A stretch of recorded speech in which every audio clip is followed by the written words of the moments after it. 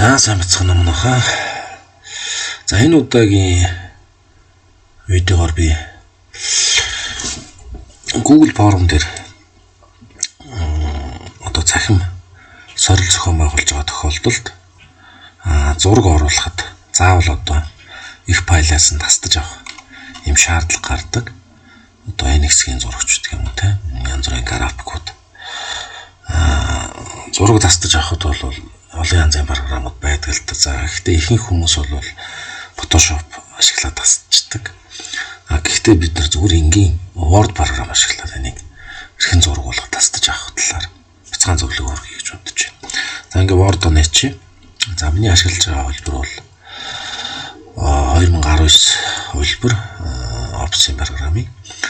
За миний санаж байгаагаар бол Office 2013-аас хойш хөлбөрүүдийн Word дээр энэ screen clipping гэдэг зүйл олж ирсэн. Screen clipping.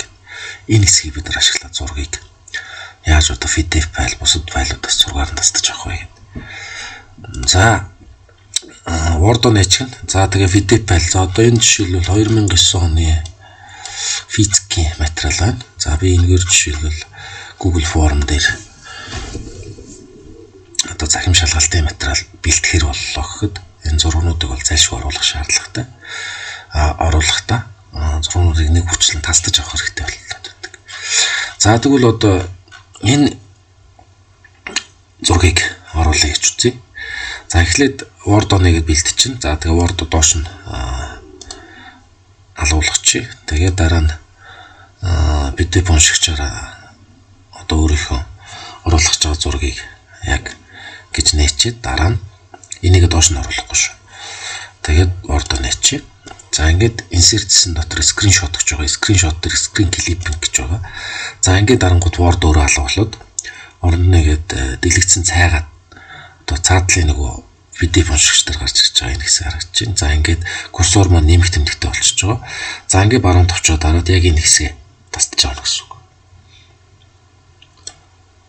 За ингэнгүүт Word дээр screen clipping буюу одоо бидний тасдаж авахыг хүссэн зураг маань орууллаа. Одоо энийг Word-оос яаж зураг болгож хадгалах вэ гэхээр баруун талын товчоо дараа Save as Picture. За тэгээд хаана хадгалахаа заач. За би жишээл Picture дотор Camera Roll гэдэг дотор за график нэг гэдэг юм нэр өгөөд PNG форматаар хадгалж JPEG TPMP-ээр хадгалж болно. Гэхдээ PNG-ээр хадгалсан зүгээр онлайн орчинд зураг байршуулах зургийн чанар сарндүү бага хэмжээтэй байдаг учраас PNG-ээр хадгалж. За ингээд хадгаллаа. Одоо нөгөө My Document-ийн Picture руу ороод харахаар Camera Roll дотор график нэг гэх нөгөө миний тасдаж авсан зураг маань харагдаж байна. За зургийн хэмжээг та нар харж байгаа 998 кБ буюу маш бага хэмжээтэй. За Photoshop дээр тасдахад бол зургийн нягтрал нь өндөр хэвээр хадгалахын тулд нэлээд жоохон хэмжээ ихтэй болчихгүй байдаг талтай. Тэгээд чинь хүн болгон Photoshop-ыг тийм сайн төдийлөн ашигладаггүй мэддэг учраас зүгээр бидний өдөр тутам ашигладаг Word програм дээр ингээд зургуудыг тасдаж авч болдог юм байна гэдгийг та бүхэнд хүргэх зорьсон юм аа. За ингээд амжилт хүсье. Баярлалаа.